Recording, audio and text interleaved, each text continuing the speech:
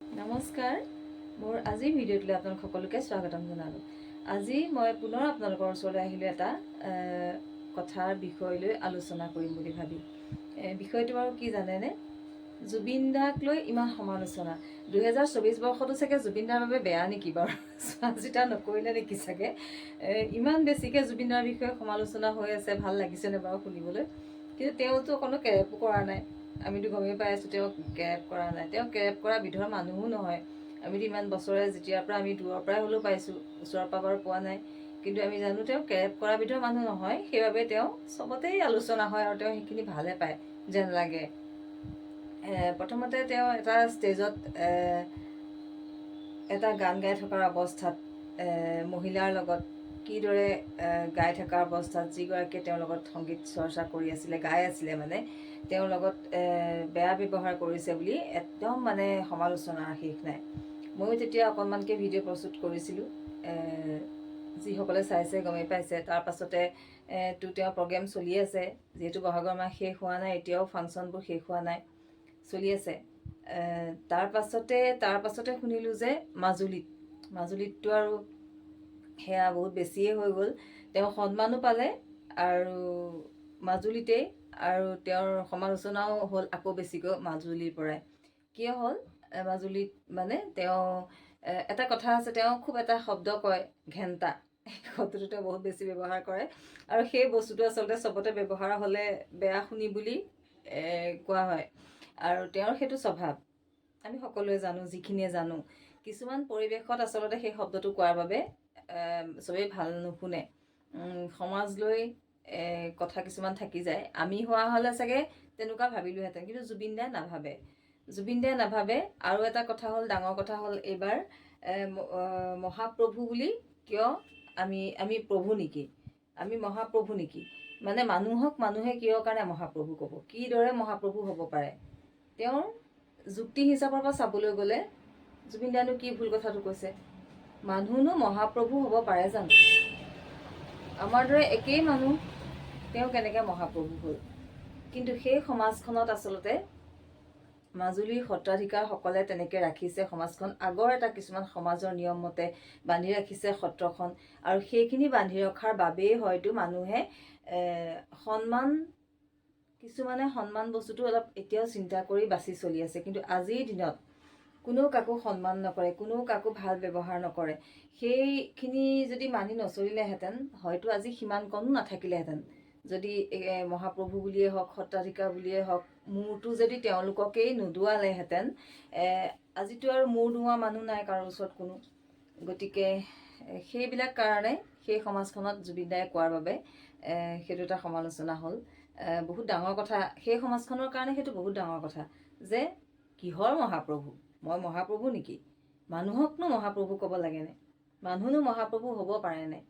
সত্য কথা, মানুহ কেতিয়াও মহাপ্ৰভু হ'ব নোৱাৰে। মহাপ্ৰভু কাক কয়? ভগৱানক কয়। ভগৱান কোন? সাক্ষাৎ ভগৱানক মহাপ্ৰভু কয়। মানুহ কেতিয়াও মহাপ্ৰভু হ'ব নোৱাৰে। সত্ৰৰ হ'লেই যে মহাপ্ৰভু হ'ব লাগিব তেনেকুৱা কোনো কথা নাই। কিন্তু এইখিনি আগৰ পৰা মানি চলি অহা যিবিলাক পৰিৱেশ, সেই পৰিৱেশখিনি বজাই ৰাখিবলৈ আজিকালি বহুত টান হৈছে এই সময়খিনি। গতিকে যদি সেইটোও নোহোৱা কৰি পেলায়, তেতিয়াহ'লেতো একেবাৰেই গণ্য নোহোৱা হ'ব। গতিকে কোনোবাই কিবা ক'লেই যে সেইটো নোহোৱা হৈ যাব, জুবিন দাই যদি ক'লে বুলিয়েই যে তেখেতসকলক মহাপ্ৰভু বুলি বাকীখিনিয়ে নামাতিব, বা মাতিবলৈ তেওঁ মানা কৰা নাই। তেওঁ নামানে। তেওঁ মহাপ্ৰভুটো তেওঁ মানুহক কোৱাটো তেওঁ নিবিচাৰে, আৰু তেওঁ নামানে সেইটো কথা। তেওঁ সেইটোহে কৈছে। সেইটোক লৈ যিমান সমালোচনা হ'ল, তেওঁ সন্মানো সেইদৰে পাই আহিছে। ষ্টেজৰ পিছত ষ্টেজ তেওঁক মাতি আছে, নিমন্ত্ৰণ কৰি আছে, তেওঁ সংগীত গাই আছে, কিন্তু তেওঁকতো নমতাকৈ থকা নাই, নহয় জানো? গতিকে কথাবোৰ এনেকুৱা, তেওঁক লৈ সমালোচনা হৈ থাকে, আৰু সেইটো সমালোচনা হোৱাটো তেওঁ ইমান কেৰেপ নকৰে, মানে অকণোৱেই কেৰেপ নকৰে। তাৰ পাছত কথা হ'ল যে জুবিন দাই সমৰ্থন বিচাৰিছে ৰাইজৰ পৰা। তেওঁ কি সমৰ্থন বিচাৰিছে? তেওঁ নিজৰ বাবে একো সমৰ্থন বিচৰা নাই। তেওঁ এইটোৱেই বিচাৰিছে যে সত্যৰ বাবে সমৰ্থন কৰিবলৈ কৈছে। তেওঁ সঁচা কথা কয়, আৰু সেই সঁচা কথাক লৈ যাতে সকলোৱে সমৰ্থন কৰে, তেওঁ সেইটোহে বিচাৰিছে।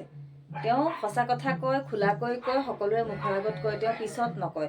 তেওঁ সত্ৰখনত নকৈ পেলাই আমি হোৱা হ'লে আমি হোৱা হ'লে আমি সেই কথাষাৰ পিছত ক'লোহেঁতেন, কিন্তু জুবিন দাই নকয়।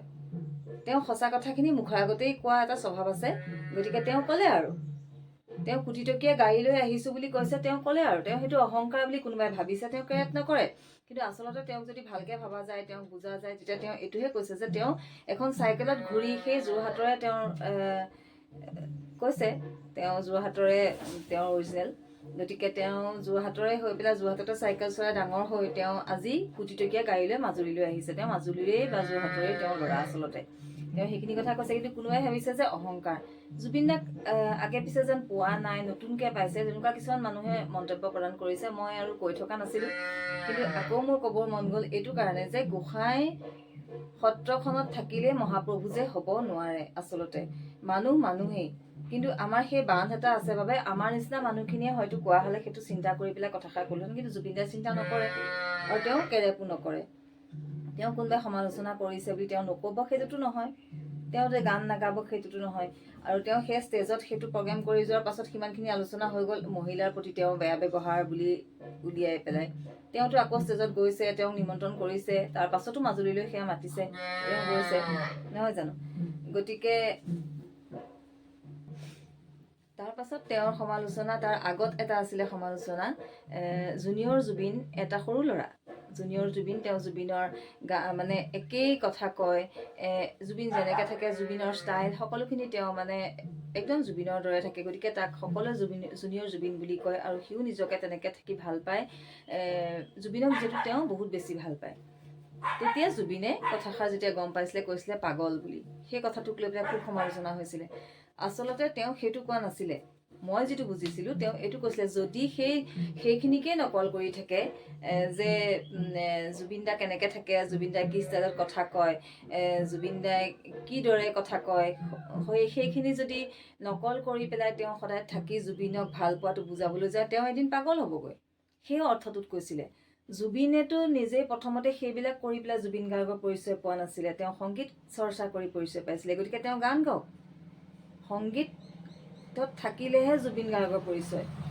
প্ৰথম জুবিন দাক আমি চিনি পাইছোঁ সংগীতৰ বাবে, আৰু সেইজন ল'ৰাইও জুবিন গাৰ্গ জুনিয়ৰ জুবিন হ'বলৈ হ'লে গান গাব পাৰিব লাগিব, জুবিনৰ দৰে গানো গাব পাৰিব লাগিব, যিদৰে তেওঁ বাকীখিনি জুবিনৰ ভাল পায় বাবে জুবিনৰ সৈতে, অৱশ্যে তেওঁৰ মাতটোও জুবিনৰ দৰে, কথাখিনি কৈ থাকোঁতেও জুবিনৰ দৰে লাগে, সেইখিনি সঁচা কথা, কিন্তু গানটোও জুবিনৰ দৰে গাব পাৰিব লাগিব, সেইখিনিও তেওঁ চেষ্টা কৰক, নহ'লে তেওঁ পাগল হৈ যাব কেতিয়াবা।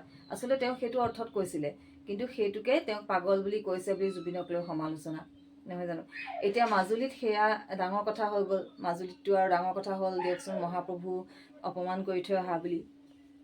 কিন্তু মই তাতে এটা কথা ক'বলৈ বিচাৰিছোঁ, ভগৱানক মহাপ্ৰভু বুলি কয়, জুবিনদাৰ যুক্তিমতে সেইটো মানুহক তেওঁ মহাপ্ৰভুটো নামানে, আৰু তেওঁ এই ঘেণ্টা শব্দটো চবতে ব্যৱহাৰ কৰে বাবে শুনিবলৈ বেয়া হয় কিছুমান সমাজত, কিন্তু তেওঁ যে সেইটো কেৰেপ নকৰে, আমি হোৱা হ'লে নকলোহেঁতেন। তেওঁৰ সেইটো এটা অভ্যাস, আৰু তেওঁ মই যে ভিডিঅ' প্ৰস্তুত কৰিব নোৱাৰোঁ জানেনে, অকল বান্দৰৰ উৎপাত, ওপৰত শুনি থাকিবচোন, টিঙৰ ওপৰত ইমান বেছি উৎপাত, ধম ধাম কৰি আছে, তাৰপিছতে কুকুৰে ভুকি আছে, মানে কোনো দিনে শান্তি এটা মই ভিডিঅ' প্ৰস্তুত কৰিব পৰা নাই। কথাখিনি মই কওঁতে মোৰ ধান্দাবিলাক ক'ৰবালৈহে গুচি যায়, মানে উৎপাত কৰি থাকে বস্তুবিলাকে, আৰু সিহঁতৰ কাৰণে এতিয়া মই একো প্ৰস্তুতো কৰিব নোৱাৰোঁ, বহুত বেছি প্ৰব্লেম হয়। গতিকে প্ৰায়েই মোৰ ভিডিঅ'সমূহত আপোনালোকে শব্দ শুনিবলৈ পায় নিশ্চয়। নিজান পৰিৱেশ এটা মই কেতিয়াও নাপাওঁ, তাৰ মাজতেই চেষ্টা কৰি আহিছোঁ। আৰু যিয়ে নহওক, জুবিন গাৰ্গৰ কথাটোলৈ আহোঁ, মই এটা কথা ক'বলৈ বিচাৰিছোঁ, মোৰ দেউতা মাহৰা সত্ৰৰ গোসাঁই, মোৰ দেউতা, আৰু মই তাৰে জীয়ৰী। মোৰ দেউতাৰ নাম অখিল গোস্বামী, আৰু মোৰ নামটো জানেই মাইনু বুলি মোৰ ইয়াতে আছে। গতিকে মোৰ দেউতাক আজিতো মহাপ্ৰভু বুলি কোনেও নামাতে, বা প্ৰভুটো তেওঁ হ'ব পৰা নাই, সত্ৰৰ হ'ল বুলিয়েই যে মহাপ্ৰভু ভগৱান হ'ব পাৰিব, তেনেকৈ হোৱা হ'লে আজি মোৰ দেউতা মহাপ্ৰভু হ'লহেঁতেন। কিন্তু কিয় তেওঁক মহাপ্ৰভু বুলি কোনো আজি মানি থকা নাই? মোৰ দেউতা এতিয়াও জীয়াই আছে, অৱশ্যে কিছুমান কৰ্মৰ ফলত কেতিয়াবা অলপমান সন্মানৰ পৰা আঁতৰত থাকিব লগা হয়, কিন্তু সেই কৰ্মসমূহ যদি বেয়া কিবাই কৰিছিলে, তেতিয়াহ'লে ভগৱান যদি তেওঁ প্ৰকৃত হ'লহেঁতেন, তেওঁ যদি মহাপ্ৰভু হ'লহেঁতেন, তেতিয়া তেওঁ ভুলখিনি নকৰিলেহেঁতেন, যিখিনিৰ কাৰণে আজি মহাপ্ৰভু বুলি তেওঁ নিজকে দেখুৱাব পৰা নাই, নহয় জানো? তেওঁ যদি প্ৰকৃততে মহাপ্ৰভু হ'লহেঁতেন, এজন মাহৰা সত্ৰৰ গোসাঁই মানুহ হৈ, গোস্বামী হৈ তেওঁ নিজকে মহাপ্ৰভুৰ দৰে ৰাখিব পাৰিলেহেঁতেন, কাৰণ তেওঁ কোনো ভুল নহ'লহেঁতেন, যিহেতু তেওঁ ভগৱান।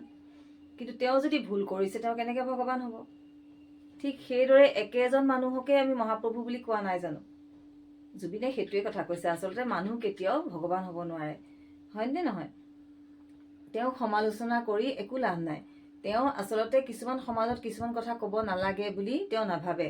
তেওঁ সঁচা কথাটো কৈ দিয়ে আৰু সেইটোত সমৰ্থন তেওঁ বিচাৰিছে, যে সঁচাত সদায় মাতিবলৈ শিকক, সঁচা কথাবিলাকত সদায় সমৰ্থন কৰিবলৈ শিকক। সেই কথাটো তেওঁ ক'বলৈ বিচাৰিছে। আৰু তেওঁ এইটোও কৈছে যে আমি ৰাজনীতি মানুহ নহয়, আমি ৰাজনীতি নকৰোঁ। প্ৰকৃততে তেওঁ ৰাজনীতি কৰিতো টকা ইনকাম কৰা নাই। তেওঁ সংগীত চৰ্চা কৰিছে, তেওঁৰ স্থান সেইখিনিত আছে।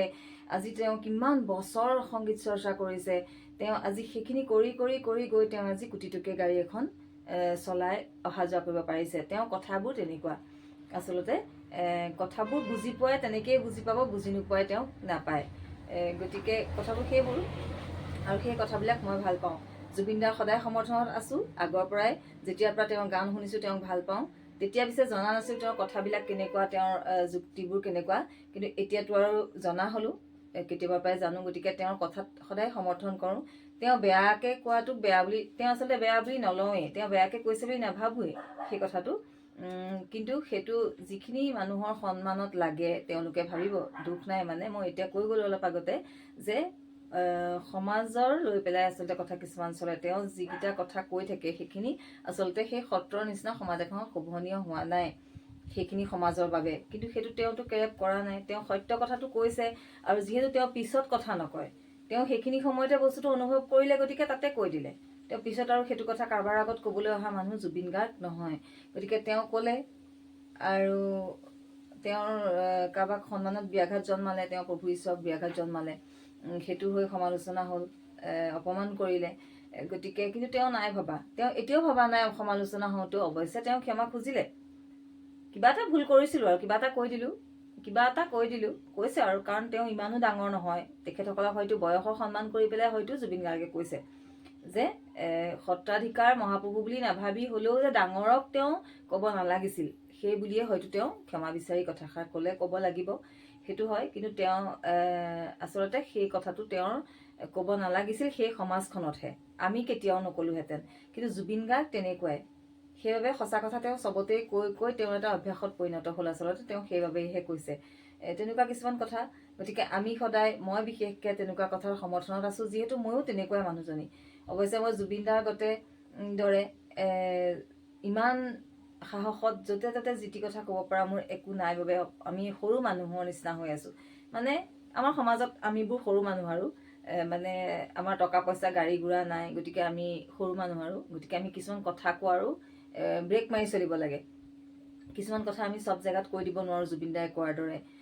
গতিকে আচলতে আমাৰ সেয়া ল'ৰা ছোৱালীয়ে বা কি শিকিব, সেইবোৰো চিন্তা। গাঁৱৰ সমাজত থাকোঁ আমি, তেনেকুৱা এখন সমাজত আমি থাকিবলৈ আমাৰ কোনো সুবিধা নাই, তেওঁ যিদৰে আছে। গতিকে আমি বহুত বাছি বিচাৰি চলিব লগা হয়। কিন্তু তেওঁৰ যুক্তি কথাকেইটাত মই সমৰ্থনত সদায় আছোঁ আৰু থাকিম। মানুহ কেতিয়াও মহাপ্ৰভু হ'ব নোৱাৰে, তেওঁ সেইটো সঁচা কথা। কিন্তু সেই সমাজখনত তেওঁ কোৱাৰ বাবে তেওঁক বেয়া দেখিলে, সন্মানত ব্যাঘাত জন্মৰ দৰে হ'ল, কাৰণ সেই পৰিৱেশটো অলপ বেলেগ পৰিৱেশ। কিন্তু মানুহ যে ভগৱান হ'ব নোৱাৰে সেইটো কিন্তু সত্য কথা।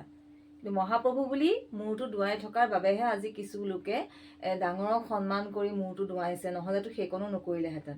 সেইকণ যদি নোহোৱা কৰি পেলাই জুবিন দাৰ দৰেই যদি সকলোৱে ভাবে যে মানুহ মহাপ্ৰভু হ'ব নোৱাৰে, সেইটো যদি জুবিন দাই কৰিবলৈ গ'লহেঁতেন, বা বাকী মানুহখিনিয়ে জুবিন দাৰ দৰে কৰিলেহেঁতেন, তেতিয়াহ'লে কিন্তু এতিয়া ডাঙৰ সৰু যিকণ মানুহে মানুহক বাছি বিচাৰি চলিছে সেইকণো নোহোৱা হ'লহেঁতেন আজিৰ সময়টোত। সেইটো এটা কথা। আৰু সেই ল'ৰাটো জুনিয়ৰ জুবিনৰ কথা লৈ আলোচনা কৰোঁতে জুবিন দাই পাগল বুলি কৈছিলে, সেয়া মই কৈছোঁৱেই যে পাগল বুলি তেওঁক পাগল বুলি কোৱা নাছিলে। এইটো ক'বলৈ গৈছিলে যে তেওঁ যদি গান গাবলৈ নোলোৱাকৈ যদি মোৰ বস্তুবিলাক নকল কৰি, মোৰ ষ্টাইল, মোৰ কথা কোৱাৰ ধং যদি তেওঁ লৈ পেলাই তেওঁ জুবিন গাৰ্গ হ'বলৈ বিচাৰে, তেওঁ এটা সময়ত পাগল হ'বগৈ। তেওঁ গান গাবলৈ শিকক। জুবিন গাৰ্গে গান গাইহে জুবিন গাৰ্গৰ পৰিচয় প্ৰথম হৈছিলে, সেইটো কথা। আৰু সেইদিনাখন ষ্টেজৰ কাহিনীক লৈতো মই ভিডিঅ' বনাই লৈ ইতিমধ্যে প্ৰস্তুত কৰিলোঁ। গতিকে জুবিন দাৰ সমৰ্থনটো আচলতে কি বিচাৰিছে, যে সত্যৰ ফালে আপোনালোকে মাতক, যুক্তি কথা ক'বলৈ আপোনালোকে ভয় কেতিয়াও নকৰিব। সেইটোতে সমৰ্থন বিচাৰিছে জুবিন দাই। অন্য ক্ষেত্ৰত নিজে সমৰ্থন বিচাৰিবলগীয়া হোৱা কিন্তু নাই যে এতিয়া দেখোন জুবিন দাই সমৰ্থন বিচাৰিব লগা হ'ল মানুহক। জুবিন দাই নিজৰ বাবে সমৰ্থন বিচৰা নাই, আচলতে সত্যক লৈ যুক্তিক লৈ কথা ক'বলৈ কৈছে, ভয় কৰিবলৈ মানা কৰিছে, তেওঁৰ স্পষ্ট কথা। গতিকে সেইটোতহে সমৰ্থন বিচাৰিছে যে মই সঁচা কথা কওঁ, সঁচা কথাত আপোনালোকে সমৰ্থন কিন্তু কৰিব, সেইটোহে বিচাৰিছে জুবিন দাই। আৰু এটা কথা কৈছে যে আমিতো ৰাজনীতি খেলা নাই। প্ৰকৃততে ৰাজনীতিত থাকি পইচা ইনকাম তেওঁ কৰা নাই, গতিকে তেওঁ সেইফালেও ভয় নকৰে কথা ক'বলৈ। গতিকে হয়ো ৰাজনীতিত হ'লে অলপ চিন্তা কৰিব লাগিব কথা কোৱাত। তেওঁ সেইকাৰণে চিন্তা কৰা নাই, আমিতো ৰাজনীতিত কথা কৈ থকা নাই। গতিকে ৰাজনীতিৰ লগত তেওঁ নিজক কৈছে যে কোনো ফালৰ পৰা মুঠতে তেওঁ ভয় নকৰে, সঁচা কথা ক'বলৈ তেওঁ ক'বই। আৰু এইটো নামানিলে যেনিবা স্থান কাল পাত্ৰ তেওঁ নাচালে, কথা কওঁতে আগৰো নাচায়, এতিয়াও নাই চোৱা, হয়তো তেওঁ আৰু চাবলৈ সময় নাই আৰু তেনেকুৱাকৈ ভাবিছে, নিজেই হৈ গ'ল তেনেকুৱা। গতিকে সেইটো আমি তেওঁক নিজেই বুজি পোৱাখিনিয়ে তেওঁক বুজিব লাগিব, তেওঁ তেনেকুৱাই বুলি জানিব লাগিব। তেওঁৰ সেইখিনি বেয়া বুলি ভাবি নলৈ তেওঁৰ সেইখিনিও ভাল বুলি আমি ল'ব পাৰিব লাগিব। আৰু আমি তেওঁক সেই সঁচা কথাত যে মাত মতা শক্তিকণ সাহসকণ তেওঁৰ আছে, সেইটোক সমৰ্থন আমি জনাবই লাগিব, হয়নে নহয় বাৰু? গতিকে আজিলৈ আহোঁ, সেই কথাকেইটাই ক'বলৈ মন গ'ল। গতিকে মানুহ মাত্ৰেই ভগৱান নহয়, আৰু যদি মানুহ মাত্ৰেই ভগৱান হ'লহেঁতেন তেওঁলোকে কেতিয়াও ভুল নকৰিলেহেঁতেন, আজি সকলো ভগৱান হৈ বহি থাকিলেহেঁতেন, কিন্তু সেইটোতো হোৱা নাই, নহয় জানো? গতিকে এটা সময়ত এনেকুৱা আছিলে, মোৰ বৰদেউতা যেতিয়া সত্ৰাধিকাৰ আছিলে, কিন্তু ওলাই কেতিয়াও নগৈছিলে। ৰাতিপুৱা গা ধুলে, গোসাঁই ঘৰ সোমালে, গোসাঁই ধোৱালে, তাৰপাছত গোসাঁই ঘৰত যি কাম আছিলে নিজৰ কৰিলে, সত্ৰাধিকাৰ যিহেতু। তাৰপাছতে বৰমায়ে জলপান দিলে, মজিয়াত জলপানকণ খালে, ভাতটো কেতিয়াও নাখায়, এবাৰেই ভাত খাব। গতিকে তাৰপাছত আৰু আৰামী চকীখনত বহিলে, আগফালে বহিলে আৰু আমি গ'লে ধান এটা দিব, পকা চুলি এডাল টানিবলৈ ক'ব, ধানটো লৈ। সেই যে আৰামী চকীখন এতিয়াও মনত পৰে। কিন্তু এতিয়া সেই সময় বেলেগ আছিলে, কিন্তু এতিয়া সেই বৰদেউতাৰ ল'ৰাহঁতে চাকৰি কৰিবৰ বাবে ঘৰৰ পৰা ওলাব লগা হৈছে, সেই সত্ৰত বহি থাকি হোৱা নাই, মহাপ্ৰভুৰ নাম লৈ তেওঁলোক চলিবলৈ হোৱা নাই, সেইটো এটা কথা। আৰু মই ক'লোৱেই, মোৰ দেউতাও যিহেতু মাহৰা সত্ৰৰ এজন গোসাঁই, গতিকে তেওঁকো কোনো মহাপ্ৰভুৰ সন্মান দি ৰখা নাই এতিয়া, বয়সস্থ মানুহ এজন যদিও। কাৰণ কিয়, তেওঁ সেইটো হিচাপত নিজকে ৰাখিব নোৱাৰিলে, হয়তো কিবা ভুলৰ কাৰণে। কিন্তু সেই ভুলেই বা কিয় হ'ল, যদি মহাপ্ৰভু হ'লহেঁতেন তেওঁৰ ভুলেই নহ'লহেঁতেন, নহয় জানো? গতিকে আৰু সেই তেওঁৰেই মই ছোৱালী, মই গতিকে ময়ো বহুত কথা অভিজ্ঞতাৰ ফালৰ পৰা আজিকালি মই বুজি পোৱা হ'লোঁ। আৰু সেই যিখিনি মই ভিডিঅ' প্ৰস্তুত কৰি আহিছোঁ, নিজৰ অভিজ্ঞতাৰ পৰাহে প্ৰস্তুত কৰি আহিছোঁ। গতিকে আপোনালোকে এতিয়ালৈকে মোৰ চেনেলটো ছাবস্ক্ৰাইব কৰা নাই, গতিকে ছাবস্ক্ৰাইব কৰিব প্লিজ, মই আপোনালোকক অনুৰোধ কৰিছোঁ। আৰু মোৰ ভিডিঅ'সমূহ চাই পেলাই যদি ভাল লাগে, লাইক আৰু কমেণ্ট কৰিব বুলি মই আশা ৰাখিলোঁ। ধন্যবাদ। আজিলৈ আহোঁ।